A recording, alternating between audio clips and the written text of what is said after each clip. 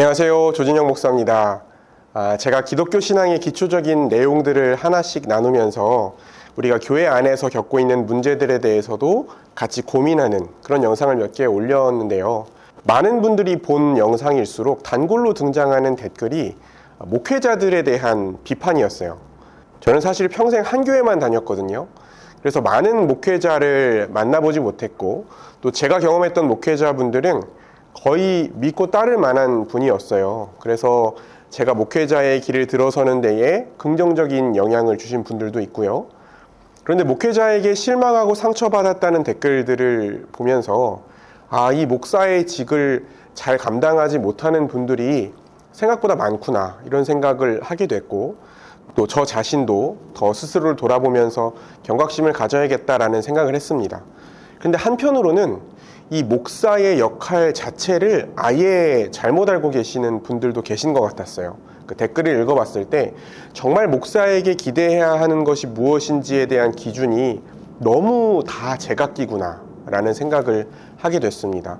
그래서 오늘 영상에서는 저 자신에게도 다시 한번 되새기면서 성경이 말하는 목사의 역할이 무엇인지 함께 나눠보려고 합니다. 이런 내용들을 성경적으로 우리가 정리할 수 있다면 어떤 목회자에 대해서 이분이 목사의 직을 잘 수행하고 있는지 좀 더 성경적 기준으로 판단할 수 있겠죠. 그리고 부족한 부분이 있다면 우리가 올바르게 요청할 것은 요청하고, 또 바로잡을 일은 바로잡고, 그렇게 할 수 있으리라 생각합니다. 신약 성경을 기준으로 성경에 나오는 직분은 사도, 선지자, 복음 전하는 자, 또 장로 혹은 감독, 목사와 교사, 집사, 이렇게 볼 수 있습니다. 성경은 이 중에서 교회를 다스리는 직분을 장로라고도 하고 감독이라고도 표현해요. 이 두 가지 표현을 교차해서 사용하거든요. 그리고 그 장로들 중에서 말씀을 연구하고 가르치는 역할을 맡은 장로가 목사와 교사의 직분에 해당한다고 볼 수 있습니다. 디모데전서 5장 17절을 보면 잘 다스리는 장로는 배나 존경할 자로 알되 말씀과 가르침에 수고하는 이들에게 더욱 그리할 것이라, 이렇게 기록하고 있죠.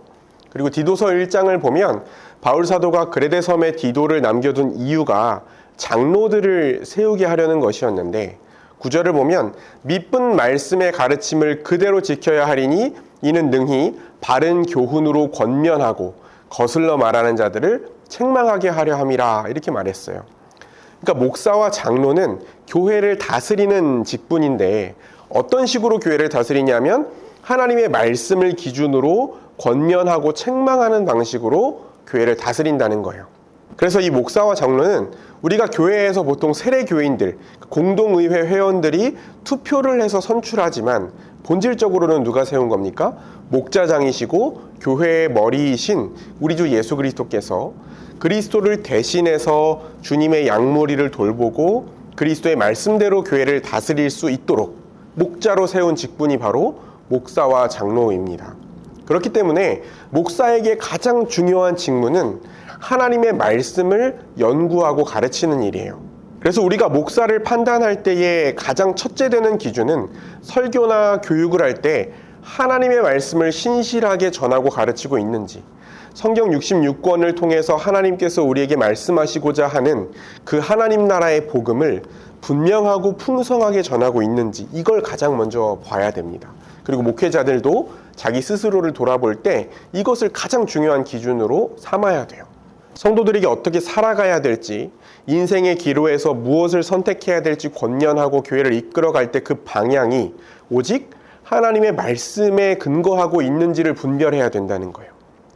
목사가 하나님의 말씀을 기준으로 설교하고 하나님의 말씀을 기준으로 교회를 다스릴 때에야 그 목사의 권위, 하나님이 주신 권위가 제대로 세워질 수 있는 것이죠. 그리고 결국 말씀을 잘 가르치고 그 말씀에 순종하도록 권하는 게 가장 중요한 하나님 나라의, 그리고 교회 공동체의 다스림의 원리인 거예요.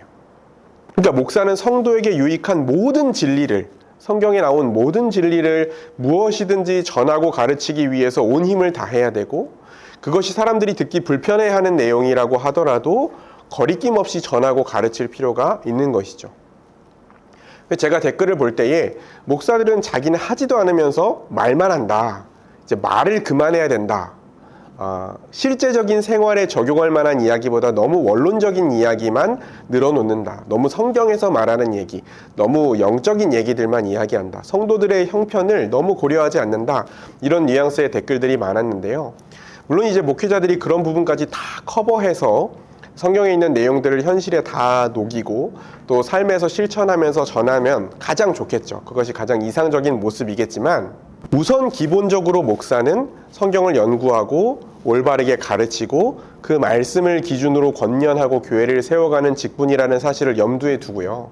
목사가 누군가를 가르치려고 하는 것 자체에 대해서 부정적인 마음을 가진다면 그건 잘못된 태도라고 볼 수 있습니다. 그런데 이 말씀을 전한다는 것이 강단에서 설교하는 것만 하는 건 아니죠. 성도 각 가정을 신방하기도 하고 개인적으로 만나서 상담하면서 이 복음의 진리를 잘 배우고 있는지, 혹시 이단적이고 비성경적인 가르침에 영향을 받고 있진 않은지, 배운 말씀을 삶에서 잘 적용하고 있는지, 이런 것들을 살피는 것도 다 가르침에 포함되는 거예요. 그래서 성도들이 잘 모를 때는 다시 가르치고 또 잘못된 것을 믿고 있을 때는 바로 잡아야겠죠. 그리고 말씀대로 잘 살고 있는 부분에 대해서는 격려하고 칭찬하고 응원하고, 또 그렇지 않을 때는 책망하고 또 다시 돌아오도록 지도하고, 만약에 끝까지 지속적으로 그 가르침과 권면을 거부할 때는 권징도 필요할 겁니다. 자, 그런데 성경은 목사가 무엇을 해야 하는가에 대해서만 말하는 것이 아니라 어떤 마음가짐과 자세로 해야 되는지에 대해서도 분명하게 가르쳐요. 베드로전서 5장 1절에서 4절에 이렇게 기록되어 있습니다. 너희 중 장로들에게 권하노니 나는 함께 장로된 자요 그리스도의 고난의 증인이요 나타날 영광에 참여할 자니라.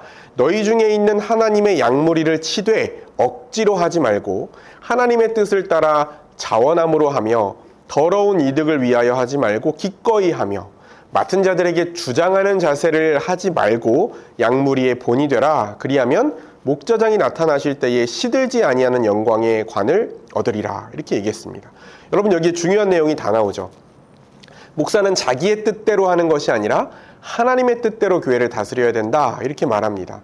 목사가 어떤 사람에 대해서 내가 하고 싶은 말이 있고 또 교회 안에서 내가 하고 싶은 일이 있어도 그게 하나님의 뜻, 하나님의 말씀을 기준으로 한 게 아니고 내 개인적인 생각이나 내 개인적인 욕심을 위한 것이라면 안 해야겠죠. 또 더러운 이익을 위해서 하지 말라 그랬습니다. 그러니까 당시 초대교회의 장로들도 하나님의 말씀을 가르치거나 성도들을 살피고 지도하는 직무를 감당할 때에 오늘날 목회자들이 사례비를 받는 것처럼 그 일에만 집중해서 잘 감당할 수 있도록 물질적 지원을 받았을 겁니다. 사도 바울도 일부 교회를 섬길 때에는 자신이 천막을 만들어서 팔면서 직접 자신의 생계를 감당했지만 다른 교회에서는 물질적인 지원들을 계속 받으면서 이 목회하는 일에 전념했었거든요. 그런데 지금 베드로 사도가 강조하는 것은 뭐냐면 다른 것에 방해받지 않고 다른 것에 마음이 분산되지 않고 하나님의 말씀을 연구하고 가르치고 성도들을 돌보는 일에 물질적인 교회 지원이 필요한 것은 사실이지만 결코 부당한 이익을 추구하거나 과도한 이익을 추구하면서 그런 이익 때문에 교회를 섬기면 안 된다고 분명하게 경고하고 있습니다. 그리고 마지막으로 맡은 자들에게 주장하는 자세를 하지 말고 양무리의 본이 되게 해야 된다. 그렇게 말하죠. 그러니까 성도들 위에 군림하면서 지배하고 성도들을 내 마음대로 좌지우지하려는 태도로 하는 것이 아니라 목자장이신 예수 그리스도, 선한 목자이신 예수님이 본을 보이신 것처럼 목회자들도 먼저 본을 보이고 먼저 섬기는 자세로 해야 된다라고 말하는 것입니다. 그리고 이 모든 것을 결국에는 목자장이신 예수님 앞에서 판단받고 심판받을 것이라고 엄중하게 말합니다. 4절을 보면 그리하면 목자장이 나타나실 때 시들지 아니하는 영광의 관을 얻으리라 이렇게 말했어요. 그러니까 주님이 맡겨주신 일을 잘 감당한 사람은 영광을 얻겠죠. 그렇지만 그렇지 않은 사람들은 분명히 주님의 판단과 심판을 받겠죠. 이걸 기억하면서 가르치는 자, 다스리는 자의 역할을 맡은 사람은 두렵고 떨리는 마음으로 이 목사의 직을 감당해야 된다는 것입니다. 자, 이렇게 성경이 말하는 성경적 목회자의 모습에 대해서 함께 나눠봤는데요. 이런 조건을 다 갖춘 목사님, 다 갖춘 장로님을 둔 교회는 행복한 교회겠죠. 근데 여러 가지로 현실적으로는 저도 마찬가지고 목회자들에게 부족한 부분이 참 많습니다. 그래서 마지막으로 목회자들을 바라보면서 생각했으면 하는 바를 좀 나눠보겠는데요. 하나는요, 성경을 잘 이해하고 진리의 말씀을 분별하고 전하고 가르치고 성도들을 돌보는 일이 쉬운 일은 아닌 것 같아요. 그러니까 어떤 사람이 목회자로 부름을 받아서 훈련을 받고 또 성경에 대한 전문적인 소양을 갖추고 성도들과 관계를 쌓고 이 성도들의 삶을 이해하고 품는 성품으로 또 자라가기까지 꽤 많은 시간이 걸립니다. 그래서 만약 내가 소속된 지역 교회의 목회자가 그런 과정에 있다면 결국 그 한 명의 목회자가 잘 세워졌을 때 교회가 더 온전하고 충만하게 그 유익을 누릴 수 있다는 것을 기대하고 존중하고 협력하는 마음으로 함께 했으면 좋겠다는 생각을 했어요. 또 한 가지는요, 여러분 요즘 그 어디에서도 권위를 인정하지 않는 시대잖아요. 거기다가 이 목사님들이나 교회 지도자들로 인한 문제가 워낙 자주 많이 발생하기 때문에 이 목사, 장로의 권위를 인정하고 순종하는 것에 대한 반감이 크기도 하고 또 갈수록 더 커지지 않을까 싶은 생각을 합니다. 근데 우리가 생각해 봐야 할 것은요, 어떤 목회자가 문제를 일으켰을 때 그 문제의 책임은 그 목회자 개인의 문제지 그리스도께서 세우신 목사라는 직분 자체가 문제가 있거나 교회 자체가 문제가 있거나 그 목사와 장로를 통해서 교회를 다스리겠다고 하신 그 하나님의 원리 자체가 문제가 아니라는 생각을 반드시 해야 됩니다.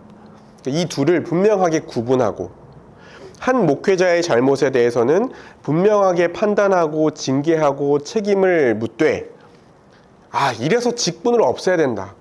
이래서 목사를 없애야 된다. 직분을 맡기면 사람들이 다 문제를 일으킨다. 교회에 소망이 없다. 이런 태도로 바라봐서는 안 된다는 것이죠. 오히려 이런 일이 생길수록 교회 안에서 직분이 성경적으로 잘 세워질 수 있도록 우리가 직분자를 세우는 일에 더 성경적 기준을 가지고 엄밀하게 판단하고 또 교회에서 이 직분자들을 잘 세워가는 일을 힘쓰고 기도하는 그런 성숙한 태도를 가질 수 있었으면 좋겠습니다. 오늘 나눌 말씀은 여기까지고요. 영상 시청해 주셔서 감사합니다.